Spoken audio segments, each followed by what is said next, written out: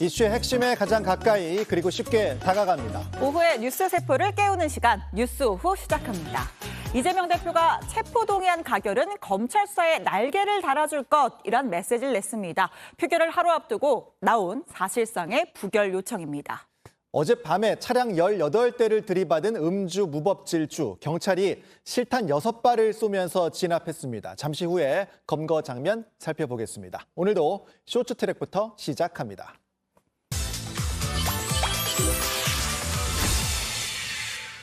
첫 번째 트랙입니다. 전국 곳곳에 가을비. 추적추적 비가 내릴 수요일, 퇴근길과 늦은 밤에도 꽤 굵은 가을비가 내리겠습니다.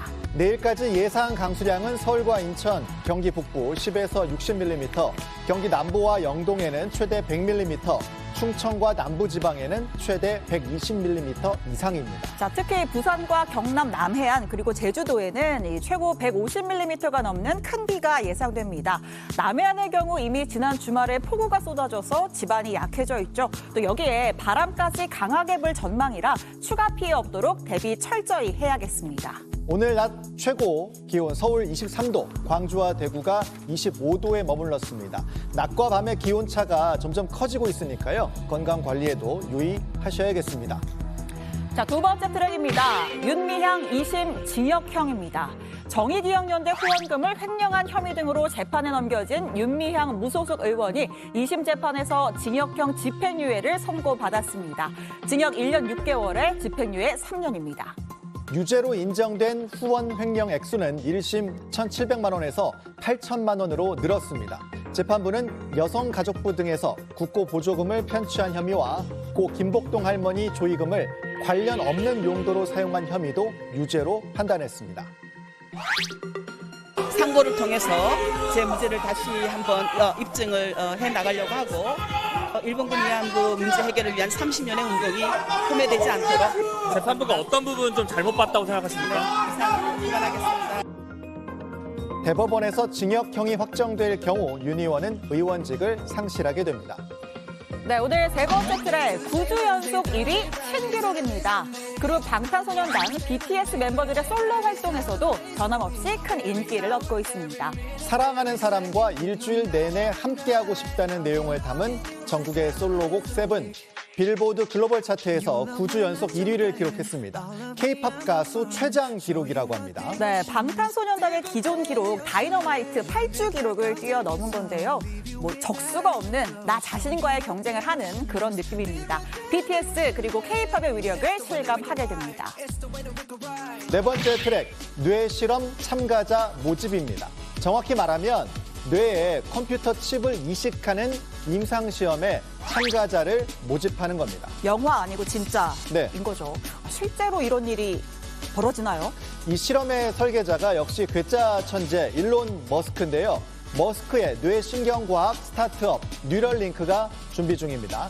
지난 5월 미국 식품의약국 FDA에서 임상을 승인받은 지 약 4개월 만에 참가자 모집에 들어갔습니다. 그럼 머리에 컴퓨터 칩을 심으면 어떤 걸 할 수 있는 거죠? 그러니까 생각을 하는 것만으로도 컴퓨터 커서나 키보드를 제어할 수 있도록 하는 게 우선적인 목표라고 합니다. 그래서 뉴럴링크는 경추 척수 부상이나 루게릭병 환자 등이 임상시험에 참여할 수 있다고 설명했습니다. 네, 안전성 검증을 최우선으로 해야겠다 이런 생각도 듭니다. 오늘 쇼트트랙 여기까지 달려봤고요. 이제 시내 원룸으로 이동해서 정치권 이야기 풀어보겠습니다.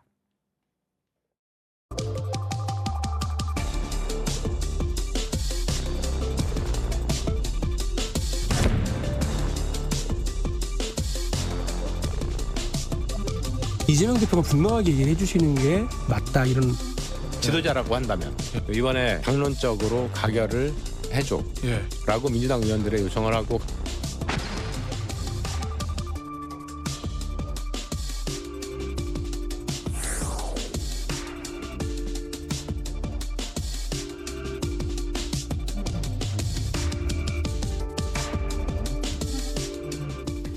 네, 5시엔 뉴스 후 원룸에서 정치권 이야기 이어가겠습니다. 국민의힘 김재섭 전 비대위원, 더불어민주당 박성민 전 최고위원 나오셨습니다. 안녕하세요. 안녕하세요. 안녕하세요. 네. 자, 대망의 이재명 대표 체포동의안 표결 D-1일입니다. 부결이냐 가결이냐 이재명 대표가 직접 메시지를 냈죠. 첫 번째 주제, 가결, 정치검찰에 날개 달아주는 것이다. 자, 뭐 사실상의 부결 요청으로 해석할 수 있을 것 같습니다. 오늘 오후에 장문의 페이스북 글을 올렸는데요. 저희가 주요 내용만 좀 요약을 해서 정리를 했습니다. 나 이재명 개인의 싸움이 아니다. 민주당의 싸움이다. 체포동의안 가결은 정치검찰 공작 수사에 날개를 달아줄 거다. 그러니까 부결해야 한다라는 거겠죠. 지금 단식 21일째 입원 중이니까 긴 메시지를 미리 좀 써놓은 걸까요? 그것까지는 뭐 예측하기가 예. 좀 어렵기는 하죠. 네. 뭐 누가 썼냐 이런 이야기도 일각에서 추정하는 것처럼 나오기는 하던데 어쨌든 예. 이재명 대표의 SNS에 올라가는 글이기 때문에 본인이 다 알고 컨펌을 하셨든 본인이 직접 쓰셨든 어찌됐든 본인의 의지가 분명하게 반영된 것으로는 보입니다. 네, 그렇게 보입니다. 뭐 비명계 일각에서는 가결 요청을 대표가 해야 된다 이런 요구도 있었는데 이 대표 뜻은 명확했던 것 같습니다. 부결이 옳다 이런 뜻일까요? 예. 네, 사실 그렇게 읽히죠. 이제 네. 검찰을 멈춰 세워달라라는 뜻은 결국에 이 검찰이 청구한 영장을 국회에서 막아달라라는 요청이기 때문에 사실상 완벽하게 부결을 좀 요청한 것으로 네. 해석되기 충분하게 분명하게 쓰셨다고 생각을 하는데요. 네. 개인적으로는 사실 그 대목이 중요한 것 같습니다. 개인 이재명의 싸움이 아니다. 예. 이거는 사실 민주당 대표, 그러니까 제1야당 대표를 향한 정적 제거 수사, 표적 예. 수사다. 그 부분에 대해서 좀 당위성, 네. 이것으로부터 우리가 더 강하게 싸워야 되는 이유를 그런 방식으로 이제 설명을 하신 것 같습니다. 김 의원님은 오늘 이 글 어떻게 보셨습니까? 일단 이거는 이재명 대표 개인의 싸움이에요. 왜 민주당의 싸움으로 끌고 오는지 일단 잘 모르겠습니다. 예. 지금 검찰이 청구한 영장 내용들 가운데서 민주당이랑 단 하나도 관련된 게 없어요. 이재명 대표 개인적인 어떤 성남시장 시절에 있었던 일들, 경기도 지사 때 있었던 일들이거든요. 그러니까 민주당이랑 하등 상관없는 내용을 가지고 갑자기 민주당의 이름을 들어서 이렇게 되면 민주당과 검찰의 싸움인 것처럼 하는데 이거는 민주당이랑 아무런 상관없는 이재명 개인의 혐의입니다. 그래서 예. 이거를 이런 식으로 프레임을 잡는 거는 이재명 대표가 어떻게든 이 영장 청구에서 벗어나 버리겠다는 몸부림 같은 거라고 생각이 저는 되고요. 좀 이 대표가 민주당을 동원하고 있다 이렇게 해석하시는 저는 건가요? 무조건 그렇게 생각합니다. 만약에 이재명 대표가 오히려 야당 대표가 아니었다면 지금 영장 심사 안 받았을까요? 구속 안 됐을까요? 저는 그렇게 됐다고 보거든요. 오히려 야당 대표기 때문에 지금까지 수사가 지연되고 영장 청구가 지연됐다라는 사실들을 생각해야지 이게 야당 대표를 향한 수사다 이런 식으로 정의를 하는 거는 상식이 맞지 않는 내용이라고 생각합니다. 자, 그 이재명 대표 메시지가 나온 후에 또 민주당이 급박하게 움직이는 것 같습니다. 현장 얘기를 좀 듣고 있는데 오후 4시부터 이제 비상의원총회 비공개로 지금 진행 중이라고 하고요. 여기서 뭐 당론으로 할지 말지 이런 얘기들도 좀 오가고 있는 것 네. 같습니다. 자, 그런데 그 지난 6월에 이재명 대표가 직접 국회 연설에서 불체포 특권 포기 선언을 했었단 말이죠. 그래서 이걸 두고 또 여당은 약속을 어기는 거 아니냐 이렇게 또 공격을 하고 있습니다. 저에 대한 정치 수사에 대해서 불체포 권리를 포기하겠습니다. 민주당이 내일 그 약속을 지킬 수 있을지에 대해서는 부정적인 시각이 많다는 점이 안타까운 일입니다. 그러나 약속을 꼭 지켜주시기를 바랍니다. 자, 지난 6월에 이재명 대표가 저에 대한 정치 수사에 대해서 불체포 권리 포기하겠다. 정치 수사지만 포기하겠다라고 했었던 거잖아요. 그렇다면 지금은 네. 그러니까 이제 그런 게 있는 것 같아요. 이제 당내에서는 사실 이런 거죠. 비회기 기간이 분명히 있었는데 회기가 예. 시작되고 굳이 영장을 청구하는 이유가 무엇이냐.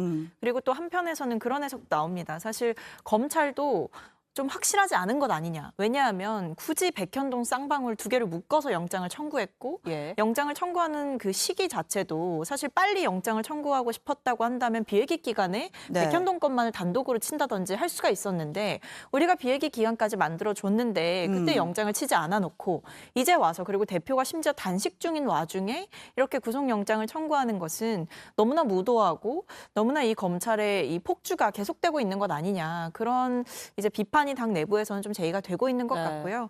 다만 이제 이재명 대표께서 말씀하신 대로 불체포 권리를 포기하겠다라고 말씀하신 지 몇 개월 지나지 않았습니다. 예. 이런 시점에서 사실 대표가 본인의 약속을 깬다라고 하는 것은 대중들에게 상당한 설득력을 필요로 하는 일이거든요. 예. 그래서 그 과제는 사실 민주당에 좀 남아있는 게 아닌가. 그리고 이재명 대표 본인에게도 이런 본인의 약속을 스스로 저버리는 이 행위에 대해서 어떻게 국민들로부터 다시 한번 신뢰를 얻고 설득을 얻을 건지 예. 그 부분은 좀 과제로 남아있다. 이런 생각도 해봅니다. 네. 설득이 필요할 것이다.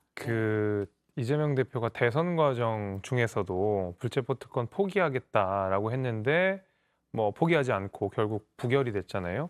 아마 대선이었으니까 이제 뭐 지난해 뭐 초 정도 되겠습니다. 근데 보니까 지난 6월 19일 날 아까 제가 네. 자료만 보니까 6월 19일 날 저런 약속을 또 그럼 1년 만에 다시 한 셈인데 예. 그걸 이제는 3개월 만에 딱 뒤집으신 거예요. 본인이 정치적 수사임에도 불구하고 체포동의안을 포기했다고 했는데 결국에는 또 가결을 시키지 말아달라고 요청을 한 거면 본인의 말을 또 3개월 만에 뒤집은 셈이 되는 거고요. 저는 이재명 대표가 해당 행위하고 있다고 생각해요. 무슨 얘기냐면 민주당 자체에 정치적 부담을 주는 건 너무 당연한 얘기고 이재명 대표가 2번에 걸쳐 불체포 특권을 포기하겠다고 했습니다.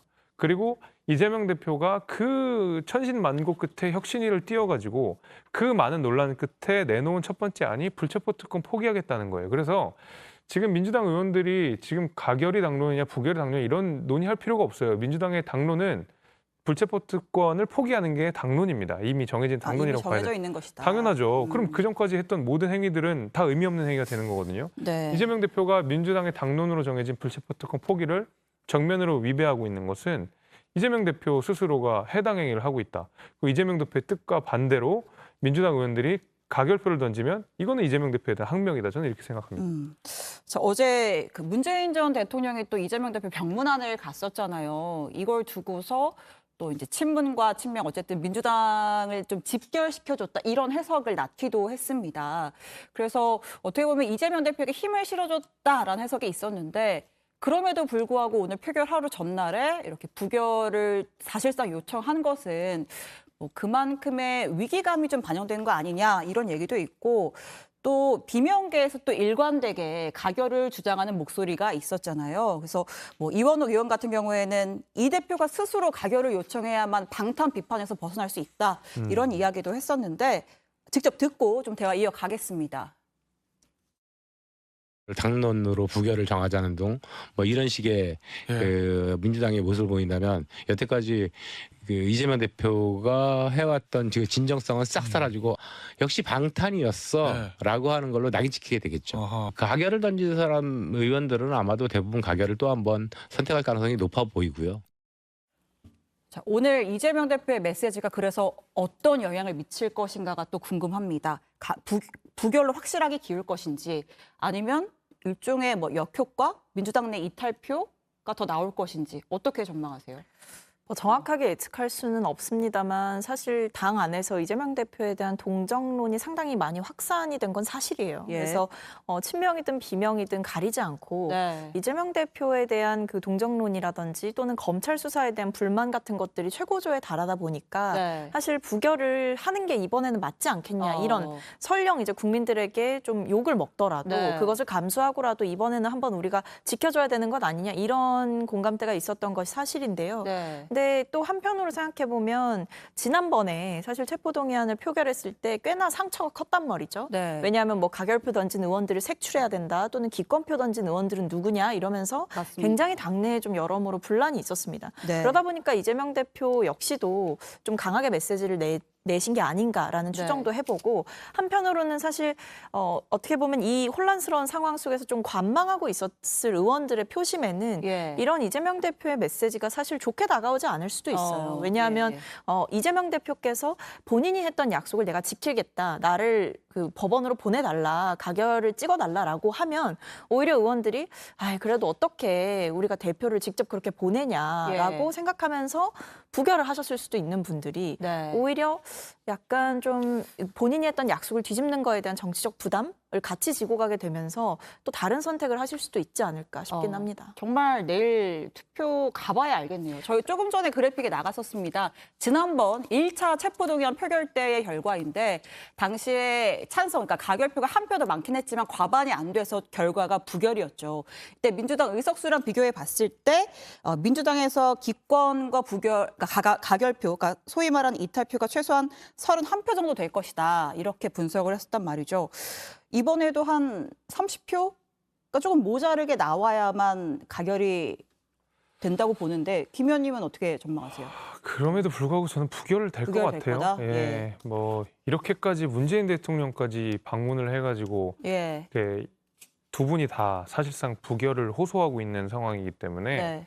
그래도 뭐 그 정도 이야기는 듣지 않을까. 원래 이재명 대표가 직접 얘기했으면 아마 가결됐을 가능성도 좀 있었다고 보는데 문재인 전 대통령 역시도 이에 대해서 그러니까 부결에 힘을 실어주는 정치적 모양새를 취했기 때문에 네. 뭐 거기에 대해서는 그래도 리더십이 있다고 생각합니다. 네. 그래서 아마 저는 뭐 이탈표가 얼마 나올지는 모르겠지만 네. 그래도 부결로 가닥이 잡힐 거고 무엇보다도 우려가 되는 것은 민주당 내에 있는 강성 팬덤들 소위 개딸분들이 계속 명단 체크를 하고 의원들 개개인별로 인증샷을 하도록 강요하고 있잖아요. 네. 부결 무조건 인정을 해라. 이런 식으로 해서 강성 지지층 눈치 보느라고도 가결하기 어려울 겁니다. 그 색출 작업 들어가서 혹여라도 네. 내가 가결표 던진 거 들키게 되면 누구 말대로 정치 생명이 끝날 수도 있는 거거든요. 네, 아마 그런 의미에서. 김기현 국민의힘 대표가 이제 뭐 친명 감별사가 등장했다. 어제 뭐 이런 이야기까지 했는데 뭐 박 의원님도 언급을 하셨지만 지난번 체포동의안 때 사실 이런 걸 두고 또 민주당 내부적으로도 좀 상처가 있었잖아요. 내일도 지금 제가 국회 현장 얘기를 좀 들어보니까 오전에 대규모 집회가 또 예정이 되어 있다고 하네요. 국회 앞에서. 내일 상황이 굉장히 시끌시끌할 것 같습니다. 민주당이 이 체포동의안 산을 넘어서야 본격적인 총선 모드로 갈 것 같은데 자, 국민의힘 이야기도 좀 해볼게요. 국민의힘은 외부 인사 영입에 시작을 했습니다. 시동을 걸었습니다. 오늘 두 번째 주제입니다.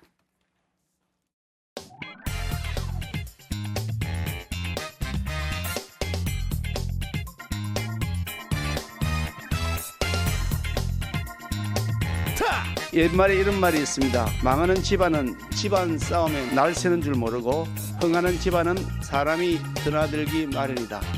바로 이 후자가 우리 국민의힘의 모습이 아닐까 하는. 선비는 자기를 알아주는 곳에서 자기를 필요로 하는 곳에서 최선을 다하는 것이 맞다고. 우리 경제의 어려움을 극복하고 경제 회복과 민생 안정에 최선을 다하도록 노력을 하겠습니다.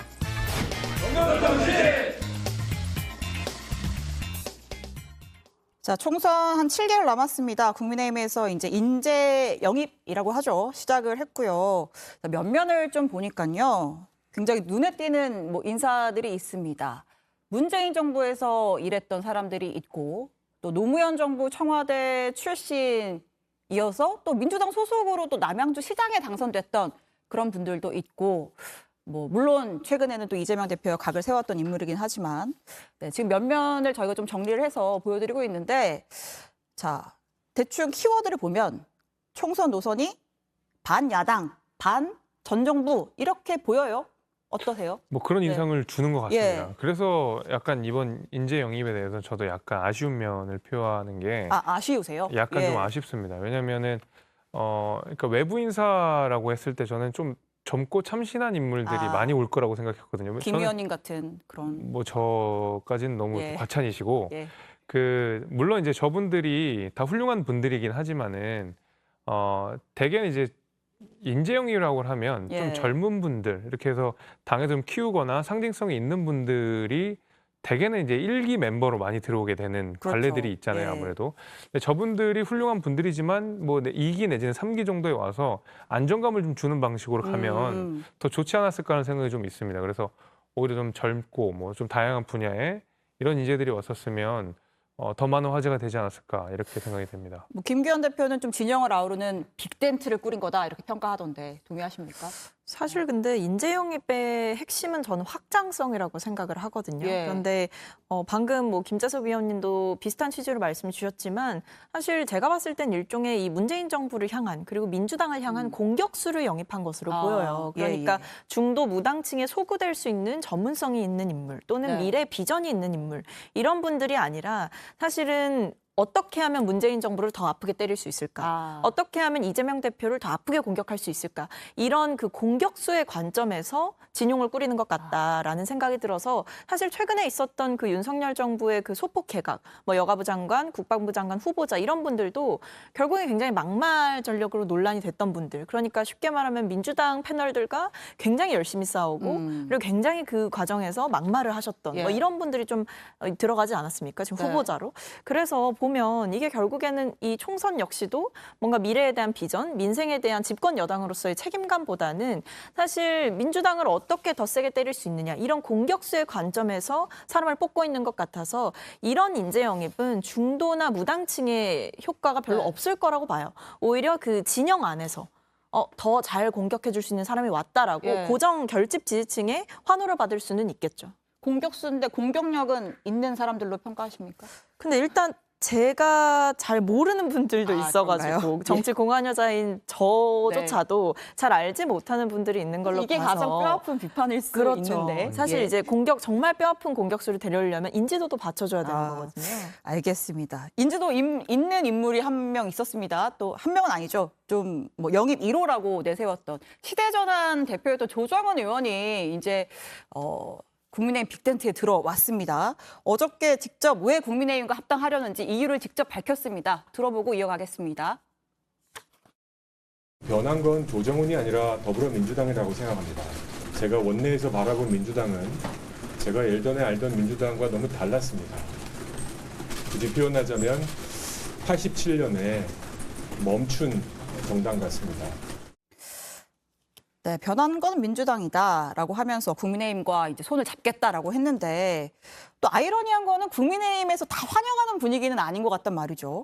이준석 전 대표 같은 경우에는 이런 해석을 내놓기도 했습니다.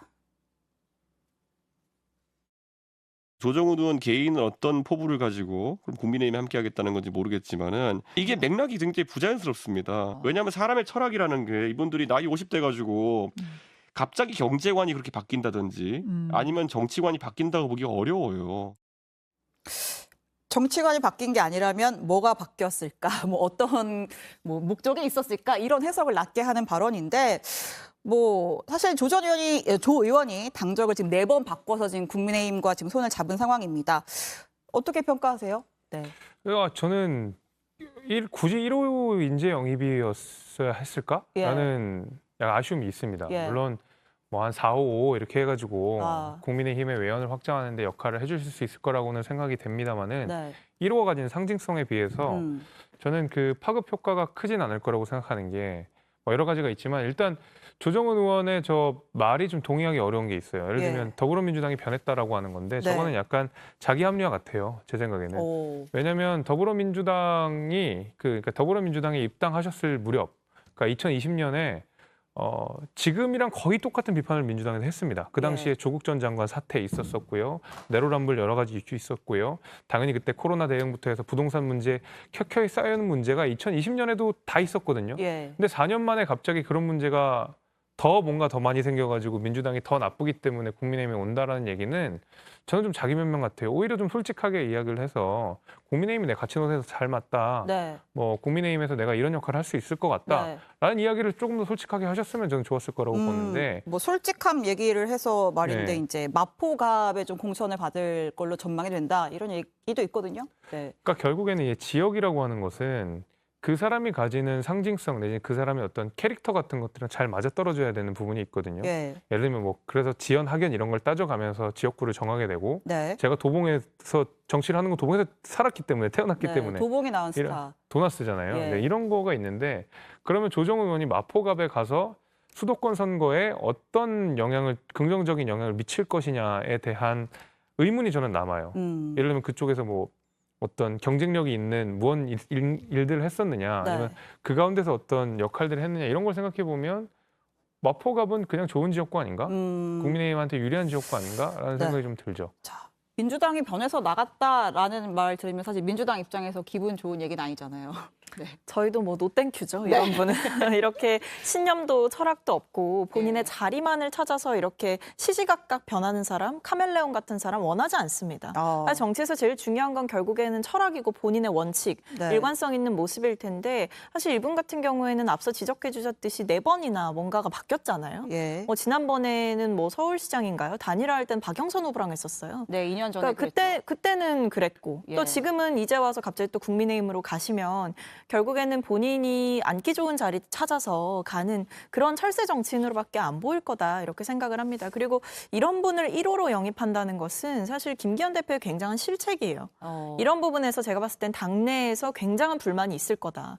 이 인재영입 1호라는 건 사실 그 총선을 어떻게 치를 건지를 보여주는 방향성인데 네.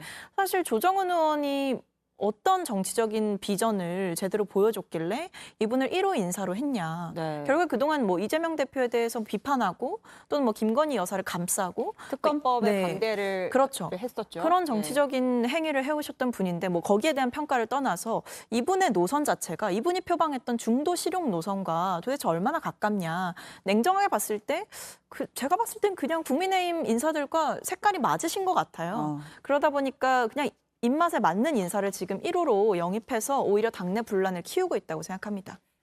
네, 두 분이 좀 비판을 많이 해주셔가지고 네. 조 의원이 또 국민의힘의 일원으로서 어떤 모습을 보여줄지도 좀 지켜보면서 또 나중에 뭐 재평가를 할 수도 있을 것이고. 그리고 예. 그러니까 예를 들면 그 조정훈 의원이 본인 스스로가 중도 실용을 다 대표한다고 생각하면 그것도 오만인 것 같아요. 그래서 국민의힘과 어떤 화학적 결합을 이뤄낼지를 많은 고민과 국민의힘 스스로도 많이 고민해야 될 거라고 봅니다. 네, 알겠습니다. 자, 두 분과 이재명 대표 이야기 또 국민의힘 인재 영입 이야기 나눠봤습니다. 오늘 두 분 말씀을 여기까지 듣겠습니다. 감사합니다.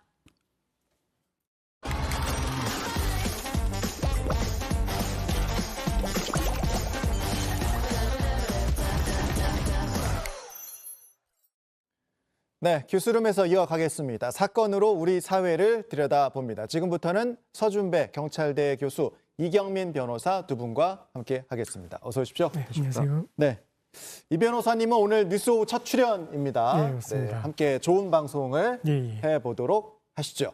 자, 오늘의 키워드는 이렇게 잡아봤습니다.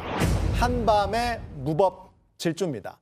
바로 어젯밤이에요. 11시쯤에 경기도 안산에서 음주 무법 질주와 경찰의 추격전이 벌어졌습니다. 이게 지금 실탄 사격 끝에 검거됐는데 영상 보시죠. 앞에 가는 SUV 차량이 도주를 하다가 한 오피스텔 주차장으로 도망을 해서 들어갔습니다. 당연히 이제 순찰차들이 따라서 진입을 했는데 이제 앞을 막았죠. 앞을 막았는데 그러면서 이제 바퀴를 향해서 실탄 발사도 했는데 저렇게 앞뒤로 움직이면서 차를 뚫고 지나가 버립니다. 그러면서 또 다른 층으로 도망을 가고 지금 뭐 공포탄인지 실탄인지 발사하는 모습 보이고요.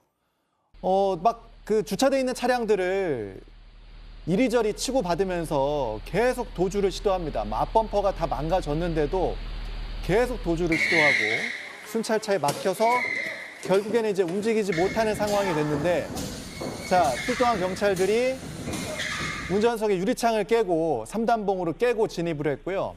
마지막에는 테이저건까지 발사를 해서 글쎄요, 겨우겨우 너무 막 그 계속 움직이다 보니까 한동안 실랑이 끝에 해당 운전자 20대 남성을 체포하는 그런 모습, 그런 상황이 어젯밤에 벌어졌습니다.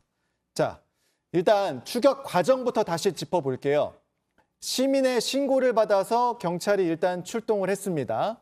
그리고 이 추격전을 벌인 거리가 무려 14km를 계속 도망간 그런 상황인 거죠, 변호사님? 네, 맞습니다. 사실 이게 신고가 들어가고 경찰이 바로 붙었습니다. 도로에서 붙었는데 근데 그럼에도 이제 정차를 하지 않고 14km나 이제 갔고 그래서 이제 안산시에 있는 한 빌라의 주차장으로 이제 들어가게 됐습니다.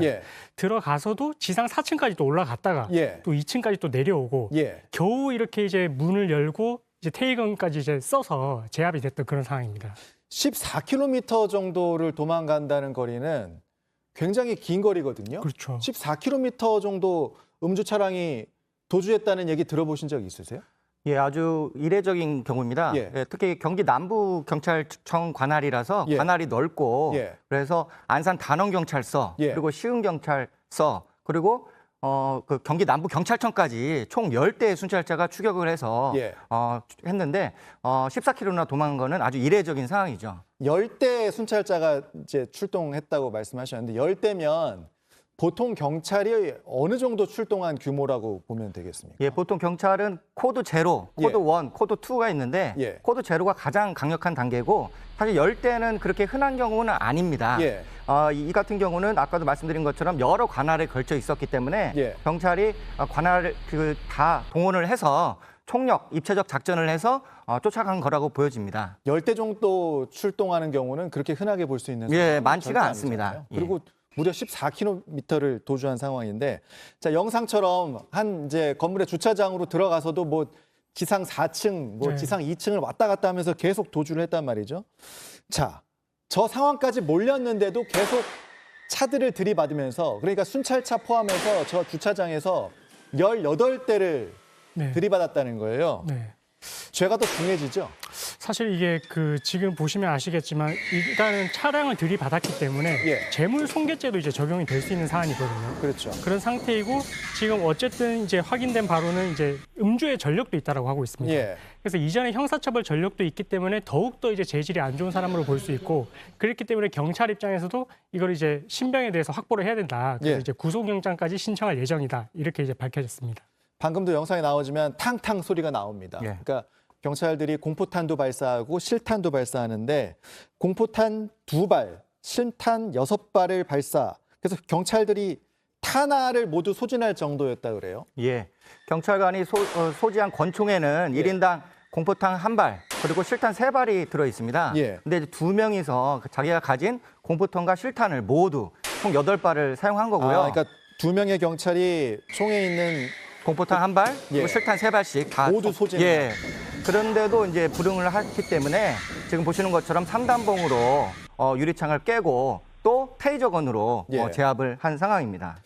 서준배 교수님께서 이제 현장에 계실 때 이제 강력팀에서도 근무를 하셨기 때문에 현장 출동 경험 있으신데 지금 상황을 이렇게 보면 굉장히 좀 위험한 상황, 그러니까 경찰들이 다칠 수도 있고, 그리고 또 14km를 도주하면서 다행히 어떤 사고가 없었으니 망정이지 사고가 발생할 수 있던 굉장히 위험한 상황으로 보입니다. 예, 그렇습니다. 음주 운전자가 운전하는 차량은 예. 위험한 물건입니다. 예. 거의 흉기나 마찬가지인 것이죠.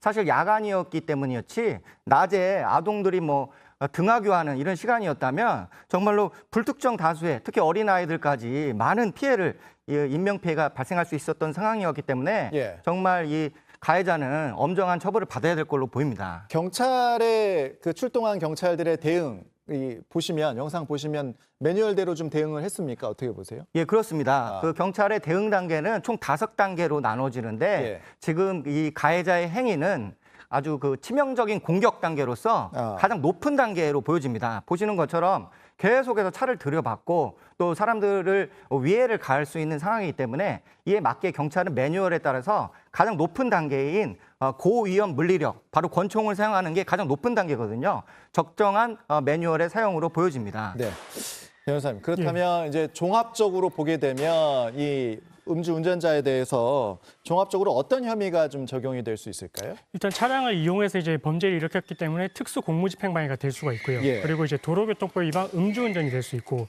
그리고 마찬가지로 아까 말씀드렸던 재물손괴까지 이제 병합이 될 거기 때문에 사실 이제 음주의 전력도 있는 사람이기 때문에 좀 형사처벌의 가능성이 훨씬 더 높고 그래서 뭐 구속까지도 좀 예상이 되는 상황입니다. 재물손괴 말씀하셔서 그 지금 주차된 차량을 뭐 10여 대를 지금 들이받았거든요. 네.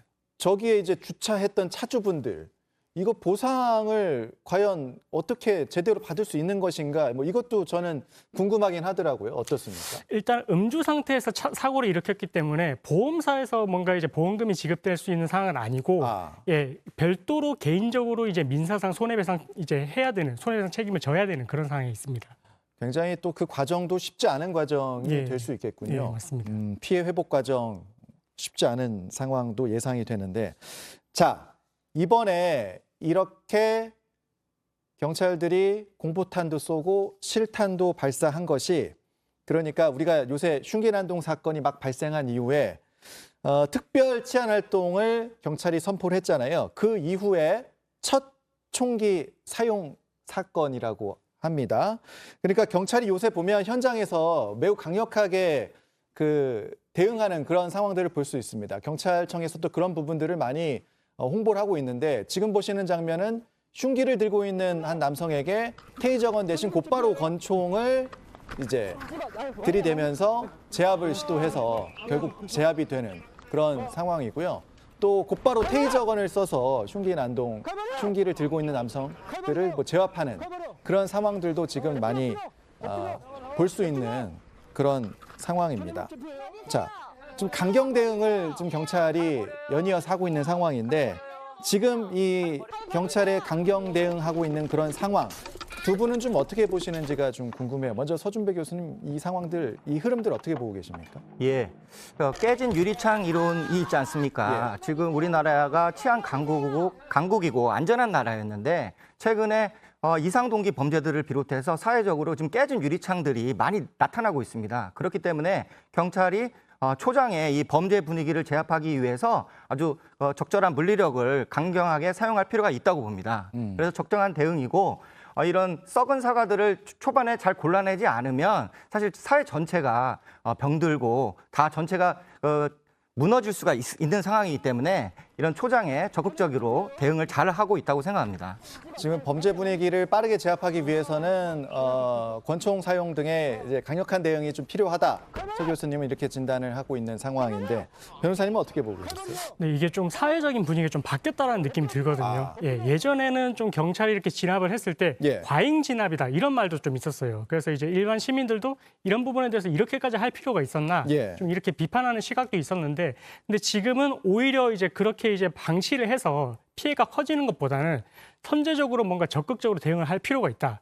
그래서 이제 그런 부분에 대해서 만약에 경찰이 대응을 했다가 뭔가 형사처벌을 지거나 아니면 민사상 책임이 발생한 게 됐을 때도 정책적인 차원에서 뭐 변호사 선임 비용을 지원을 해준다든지 아니면 뭔가 이런 손해배상 책임에 있어서도 조금 많은 지원을 해줄 수 있는 그런 제도도 마련되고 있어서 좀 사회적인 시각이 많이 바뀌고 있다 이렇게 해석되고 있습니다. 알겠습니다. 코너 속 코너 오후재판소로 넘어갈 텐데요. 또 다른 음주 사건 얘기를 조금 더 이어가도록 하겠습니다.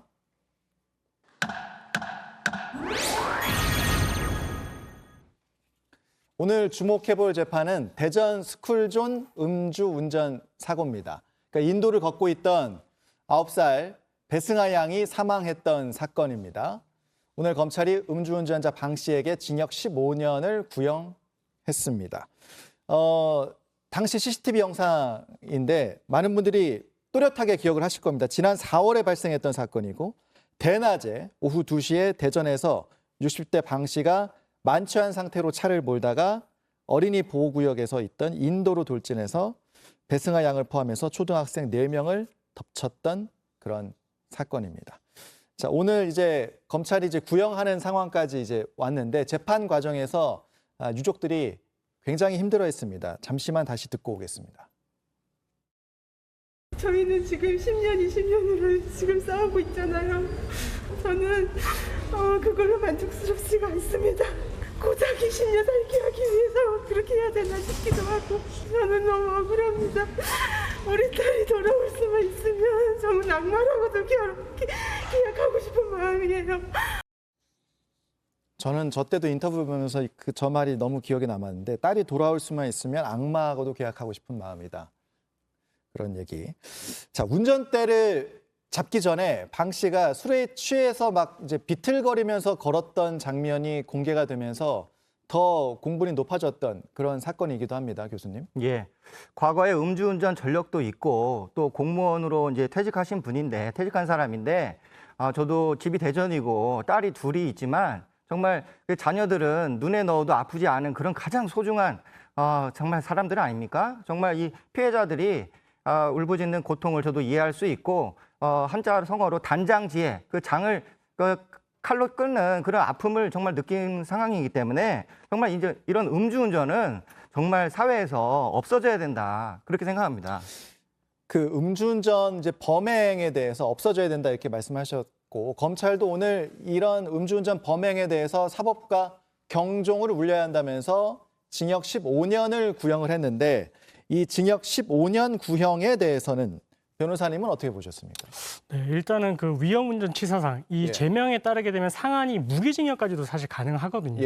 근데 이게 어쨌든 양형인자라고 해서 형사처벌에서 이제 선고를 할 때 어쨌든 뭐 피고인이 초범인지 아니면 뭐 피해자와 합의를 했는지 뭐 이런 여러 사정을 고려를 해서 이제 처벌을 하고 있기 때문에 무기징역으로 구형을 하기에는 일단은 검찰 입장에서도 지금 하는 게 좀 부담스럽다 이렇게 생각을 했던 것 같아요.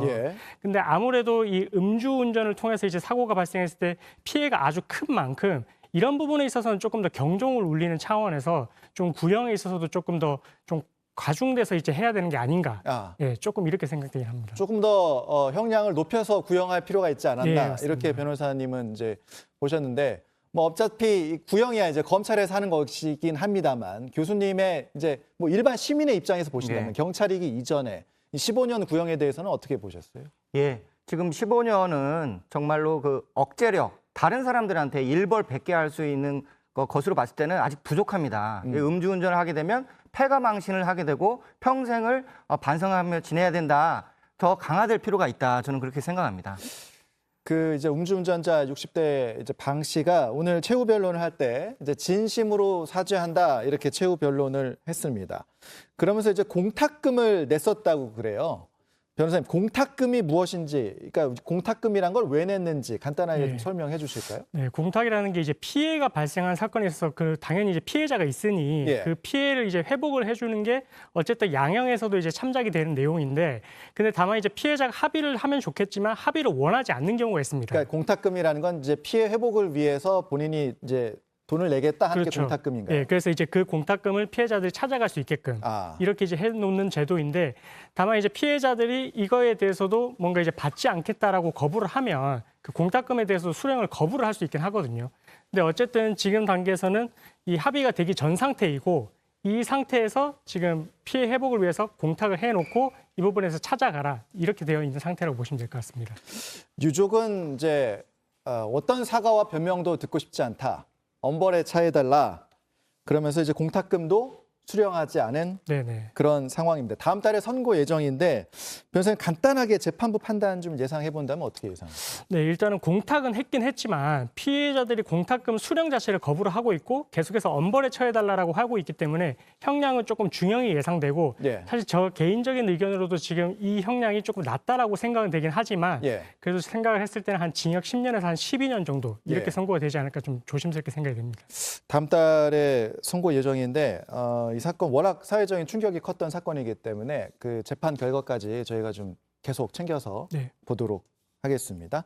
두 분과 여기까지 얘기 나누도록 하겠습니다. 고맙습니다. 감사합니다.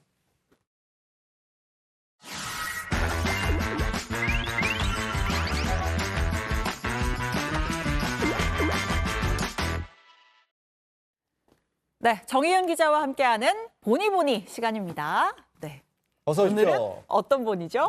오늘은 마을 돌아보니입니다. 마을을 돌아보니. 네, 오버 투어리즘 들어보셨죠? 우리말로 하면 과잉 관광이 될 텐데요. 관광지에 수용 가능한 범위를 넘어서는 관광객이 몰려들면서 주민들의 삶을 침범하는 현상입니다. 그래서 제가 직접 현장을 돌아다녀 봤습니다. 뭐 관광지가 북적이는 건 좋은 일인데 또 너무 몰리면 부작용도 좀 함께 일어나는 그런 법이죠. 네, 부산 감천 문화마을과 서울 북촌 한옥마을을 가봤는데요. 코로나19 이전부터 제기됐던 문제인데 다시 교통, 소음, 쓰레기, 사생활 침해 등의 문제를 겪고 있었습니다. 네, 오버 투어리즘, 과잉 관광으로 몸살을 앓는 현장 돌아보니입니다. 함께 보시죠.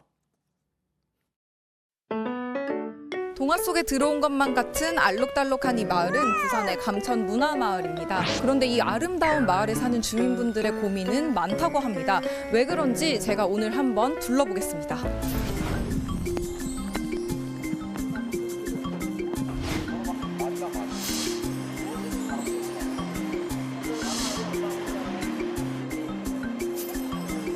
평균 관광객이 하루에 얼마 정도 온다고 보면 돼요? 8,000명, 10,000명. 이곳만. 그렇죠.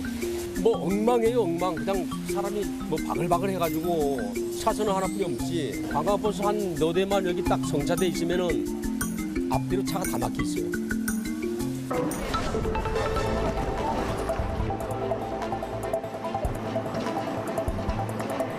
많이 더 났죠. 인구 제일 많을 때가 28,000명, 3만 명 가까이 됐었거든요. 지금은 6,000명이 채 안 돼요. 주민들 사는 데는 상관이 없고 요 주변 상가들 있는 쪽으로만 가격이 많이 이제 올랐다고 봐야죠.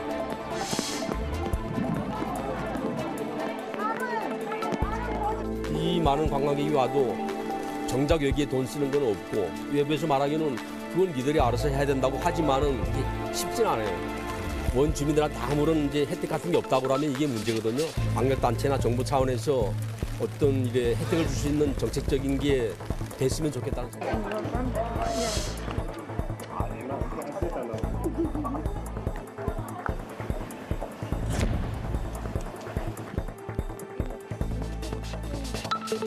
골목 좁으니까 여기 창문이 다 보이잖아요. 그러면 이제 뭐 어르신들 뭐 예를 들어서 뭐 옷도 벗고 있을 수도 있고 그런데 막 카메라 들이대면 안 되죠. 처음에는 그런 게 많았었어요.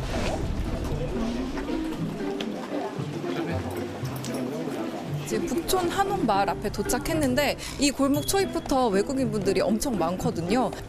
네, 감사합니다. 이렇게 안내원분이 뭔가를 나눠주셨는데 보니까 북촌에서 지켜야 할 약속이라면서 이런 팜플렛도 나눠주네요.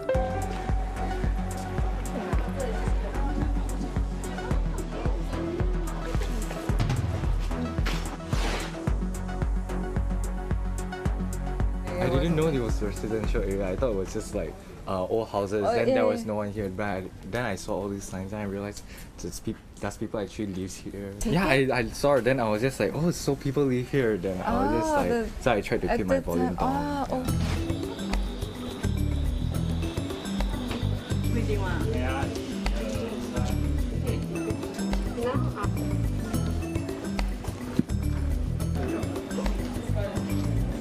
여기 안내원분 말을 들어보니까 여기 살던 주민분들이 더 이상 버틸 수 없다며 상당히 많이 떠났고 그래서 70% 이상이 빈집이라고 합니다.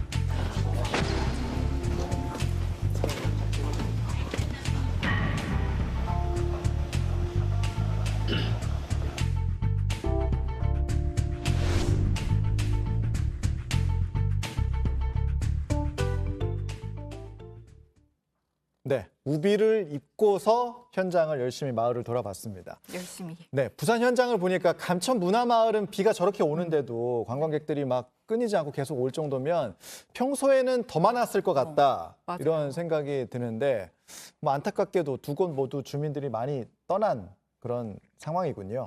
네, 두 곳 모두 원주민은 70% 이상이 떠났다고 하더라고요. 이게 일단 가장 편해야 하는 내 집인데 이게 편하게 왔다 갔다도 못할 테고 이렇게 문을 열면 바로 앞에 관광객들이 있고 그렇죠. 쓰레기가 놓여져 있고 그러니까 또 이 소음도 문제인데 바로 앞에서 이렇게 웅성웅성 이 소리가 되게 신경이 많이 쓰일 것 같더라고요. 아까 막 대문 앞에서 사진 찍고 있는데 맞아요. 예를 들면 막 쓰레기 버리려고 막 이렇게 나갔는데 막 누가 사진 찍고 이러면 얼마나 사실 사생활 보호가 안 되는 거잖아요. 전혀 안 되죠. 이렇게 편하게 입지도 못할 거고. 네. 그 종로구 같은 경우에는 일요일에는 뭐 그래도 쉬는 날이라고 해서 뭐 조용히 해달라 이런 안내 문구도 건다고 하는데 잘 지켜지나요? 안내가 정말 많았는데요. 안타깝게도 지켜지지 않는다고 합니다. 일요일은 누구나 모쪼록 좀 쉬고 싶은 날인데 그때 사람이 가장 많고 아무리 안내를 해도 밀려 들어오는 관광객을 막을 방법이 없다고 해요.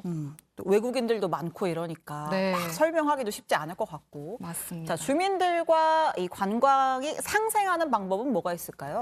주민들이 원하는 건 원주민에 대한 혜택이었습니다. 관광객들이 많이 와서 주민들에 대한 수익으로 이어지면 좋을 텐데 사실 저 두 곳 모두 마을이 예뻐가지고 찾는 곳이다 보니까 구경하고 사진만 찍고 떠난다고 해요.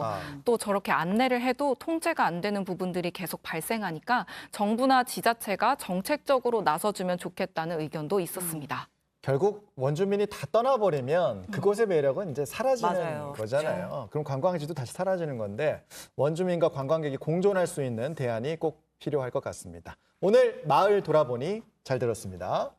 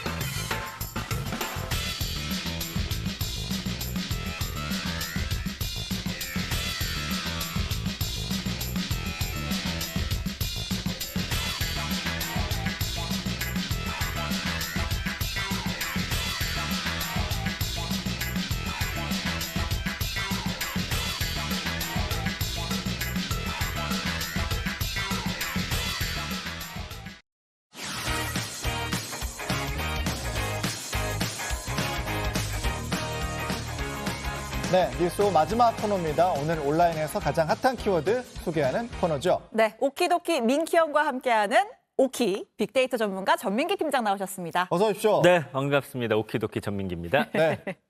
비 오는데 네. 비 안 맞으셨어요? 괜찮으셨습니까? 차 타고 와서 다행히 직접 맞지는 않았습니다. 알겠습니다. 네. 첫 번째 키워드 바로 갈까요? 네, 첫 번째 키워드는 풍뎅입니다. 보시니까 자, 뭐 빵도 있고, 편의점도 있고, 사슴, 아이 이런 키워드들 보이죠? 풍뎅이. 일단 곤충과 음식이 한 연관어로 나온다는 거는 아침에 뉴스 봤습니다. 아, 보셨군요. 예, 좀 충격적이던데요. 그렇죠. 연관어 음식과 같이 나오는 건 좀 예감이 좋지 않죠. 예. 그 어제부터 온라인에서 뜨거웠는데 좀 충격적인데 일단 영상을 좀 함께 보시죠. 네. 혹시 지금 식사하고 있는 분들은 잠깐 수저 내려놓으시는 것도 좋을 것 같습니다. 네. 뭐 안에 뭐가 있는 것 같아요, 빵 안에. 네, 이게 어제 한 온라인 커뮤니티에 올라온 영상인데요. 밥 대신 먹으려고 빵을 샀는데 풍뎅이가 다 먹음 하면서 올라왔어요. 예. 그 편의점에서 빵을 샀는데 거기서 살아있는 벌레가 나왔다는 지금 주장을 하고 있는 겁니다. 예. 막 꿈틀대는 거 혹시 보이세요? 안에 좀 이렇게 뭐가 까만색 좀 움직이는 것 같은 느낌은 드는데 글쎄요. 근데 영상을 보고도 저는 살아있다는 게 말이 좀 안 되는 것 같은데요? 뜯었는데 그 안에 살아있는 게 나올 수 있습니까? 죽어 있다면 좀 모르겠는데 그렇죠? 말씀해 주신 대로 좀 황당하잖아요. 예. 그래서 지금 누리꾼들도 좀 난리가 났습니다. 이게 진짜 맞냐? 혹시라도 조작 아니냐 하면서 지금 명탐정 코난들이 출격을 했습니다. 그래서 누리꾼들 반응 보면은 100% 조작 영상이다. 이 번데기 상태로 들어갔다가 거기서 혹시 빵 먹고 큰 거 아니냐. 야, 이거 빵 트라우마 걸리겠다. 나 같았으면 이거 기절했다. 뭐 이런 다양한 반응들 올라오고 있습니다. 여러 가지 추측이 나오고 있군요. 저게 진짜라면 저는 진짜 좀 기절해. 크기가 작지가 않아요. 뭐 날벌레 이런 게 아니라서. 저도 기절했을 것 같아요. 그 제조업체는 뭐라고 하냐면은 그 180도 고온으로 제조를 하기 때문에 곤충이 들어갈 가능성이 거의 없다. 그래서 현재 전방위적으로 조사를 하고 있다. 그러니까 180도 고온이면 사실 살아있을 확률은 좀 낮아야 되거든요. 예. 조사한다니까 뭐 결과가 곧 나올 텐데 얼마 전에 이제 빵에 파리가 발견된 상황이 있었어요. 이거는 식약처에서 조사했었죠? 맞습니다. 그때 이 파리바게트의 파리가 혹시 그 파리냐라는 반응들이 있었는데 온라인 반응이 굉장히 뜨거웠죠. 요즘 사진에 나오고 있는데요. 그 배달 대행 업체에서 빵 시켜서 먹고 있는데 와, 저렇게 파리가 보입니다. 솔직히 저였으면 아마 모르고 먹었을지도 몰라요. 건포도인 줄 알고요. 근데 이제 식약처 조사 결과 나왔는데 제조 과정에서 파리가 들어간 거였습니다. 맞았군요. 네. 그 현지 공장 가봤더니 공장 안에서도 파리가 날아다니고 있었대요. 그 SPC도 인정을 했다고 하더라고요. 근데 이번에는 풍뎅이잖아요. 네. 그게 엄청 큰, 이거는 진짜 조사 결과를 봐야지 알 것 같습니다. 네. 이건 좀 끝까지 상황을 지켜보기로 하고요. 좋습니다. 자, 다음 키워드로 넘어갈까요? 바로 보이스피싱입니다. 예. 연관을 좀 볼까요? 네. 뭐 AI도 있고 여자, 누나, 납치 뭐 이런 단어들이 좀 크게 보입니다. 요새 보이스피싱 정말 문제입니다. 그 연관어 AI 아까 제가 읽어드렸잖아요. 일단 이거 좀 잘 들어보세요. 온라인에 올라온 실제 보이스피싱 전화입니다. 걸려온 전화예요? 네. 예. 엄마 큰일 났어. 왜? 친구가 수익금을 준다고 해서. 수익금? 대부업체에서 돈을 빌려줬는데 걔가 연락이 안 돼. 야, 울지 말고 너 똑바로 얘기하라. 누가? 네가? 누구세요? 나 지금 대부업자한테 잡혀왔어. 엄마나 한 번만 줘봐줘. 저기 이제 보이스피싱 전화로 엄마한테 전화가 걸려왔다는 건데 막 울면서 막 다급하게 엄마 나 잡혀왔어 이렇게 얘기를 하는데 연기를 하는 건가 싶은데 사실은 저게 AI가 저렇게 음성을 만들어낼 수가 있다는 거예요? 맞습니다. 진짜 이거 깜빡 속을 수밖에 없을 것 같아요. 똑같으면요, 목소리가.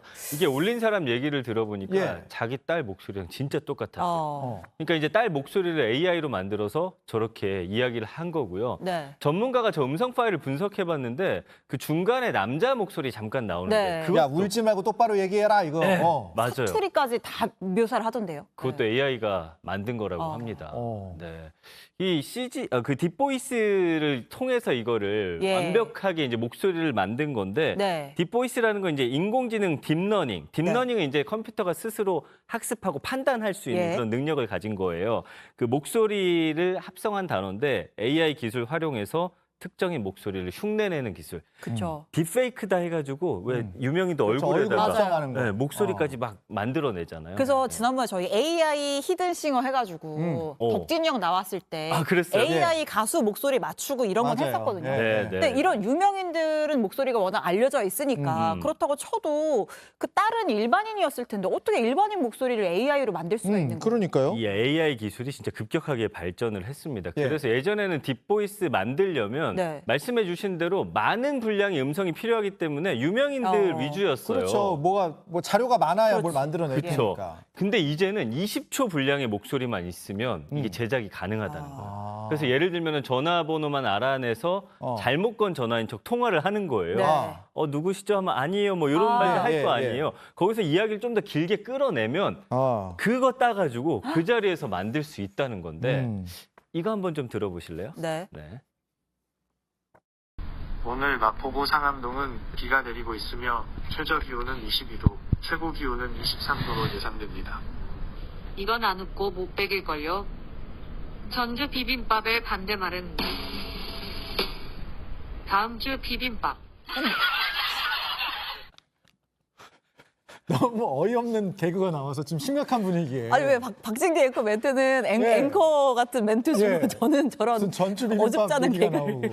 어쨌든 아니 아까 안 그래도 작가가 뭘 나한테 막 계속 읽어보라고 하더라고. 이걸 준비하려고 읽어보려고 한 거였군요. 맞습니다. 저희 목소리를 AI로 만든 거죠. 맞아요. 이게 이제 핸드폰으로 좀 간단하게 만들어 본 건데 확실히 조금 차이는 있어요. 들어보시면. 근데 이제 온라인에서 이렇게 간단한 코딩 정도만 할 수 있어도 훨씬 고품질의 딥보이스를 만들 수 있다는 거예요. 만드는 것도 5분이면 충분합니다. 그러니까 저희는 이제 뉴스를 위해서 한번 만들어 봤지만 지금 범죄 활용되면 완전 심각한 문제잖아요. 그럼요. 전화 받으면 너무 당황해서 사실 뭐 어떻게 대응할지도 모를 것 같아요. 그러니까 실제로 이분 말고도 그 유튜버 딥보이스에 속아서 2천만 원 송금한 분들도 있어요. 이게 엄청 지능적인 게 이 유튜버가 영국 여행 간 사이에 남편한테 딥보이스 목소리로 전화를 했습니다. 납치가 됐다고요. 심지어 이 피싱 전화, 이 여성분 전화번호로 걸려왔다고 하니까 정말 치밀한 계획하에 그렇게 한 것 같아요. 자, 그러면 뭐 이제부터 중요하죠. 이거 예방법이 어떻게 됩니까? 이거 말씀을 드려야죠. 그래서 요즘은 이 피싱 예방법도 좀 달라져야 한다고 하더라고요. 그러니까 전문가들이 가장 추천하는 거는 가족들끼리 예전에 이제 군대에서 암고라는 게 있었어요. 이런 거를 좀 가족만 알아들을 수 있는 정보를 좀 물어보라고 하더라고요. 그러니까 우리 집 강아지 이름 뭐야? 그렇죠. 이런 것들을 미리 딱 약속으로 정해놓는 거죠. 네, 맞아요. 그래서 지금 뭐 납치됐어 이렇게 말하면 뭐 예를 들면 이미 돌아가신 할머니라든지 누구를 언급을 합니다. 할머니랑 같이 갔잖아. 할머니 어떻게 됐어? 라고 물어보는 거죠. 그런 식으로 가족들끼리 무언가 약속을 좀 이 방송 보시면 미리 하나 정해두시는 것도 좋을 것 같아요. 바로 가족회의를 하셔야 됩니다. 알겠습니다. 뭐로 하지? 자, 마지막 키워드 뭡니까? 자, 오늘의 마지막 키워드 조폭입니다. 조폭. 연관을 보면요. 범죄자, 경찰, 검찰, 유튜버, 범죄 이런 단어들 보입니다. 요새 뭐 조폭 얘기 많이 나오고 특히 뭐 우리나라에서는 이제 MG 조폭 얘기 많이 나오잖아요. 조폭 관련 사건들도 많이 나오는데 어떤 내용이에요? 우리나라 조폭 얘기입니까? 뭐 다행히 오늘 화제가 된 건 우리나라 이야기는 아니고요. 에콰도르 조폭 이야기인데. 에콰도르 조폭이요? 네, 영상을 준비했습니다. 함께 좀 보시죠. 자, 아까 지나갔던 빨간 옷 입은 남자가 실제로 조폭 두목이에요. 이 아돌프 마시아스라고 에콰도르 깽단 두목인데 심지어 지금 저기가 교도소 아니라고 합니다.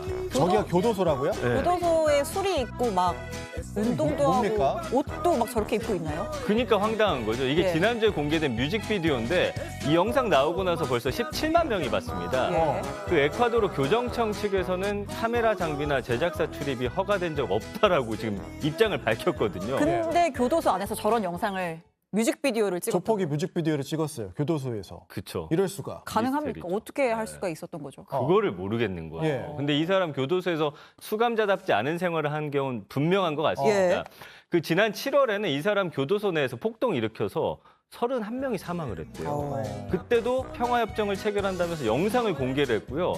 그 영상에 보면 권총이나 장총 들고 있는 모습이 그대로 나와요. 무슨 교도소 왕입니까? 와, 그렇죠. 심지어 조폭 뒤에 있는 사람 경찰관이라고 합니다.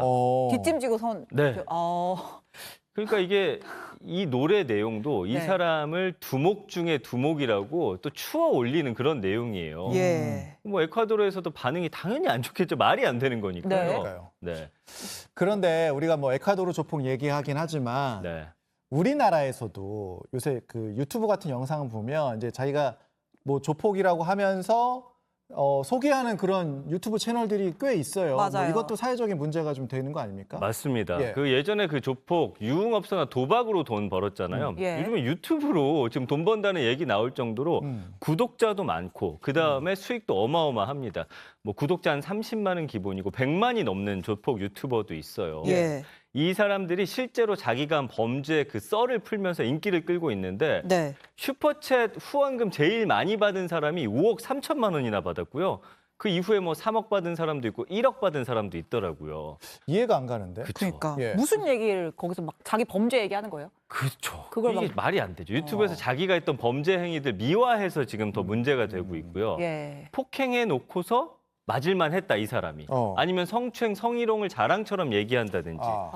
사실 피해자 입장에서 이거는 정말 심각한 2차 가해입니다. 그렇죠. 네. 특히 더 문제는 이런 영상을 좀 젊은 층, 10대, 20대가 많이 보면서 아, 저게 큰 범죄가 아닌가? 뭐 저래도 되는 건가? 경각심 낮아지는 게 또 문제인 거죠. 지난번에 제가 왜 그 소년원 자랑하는 틱톡 이야기 예, 한번 예. 전해드렸었잖아요.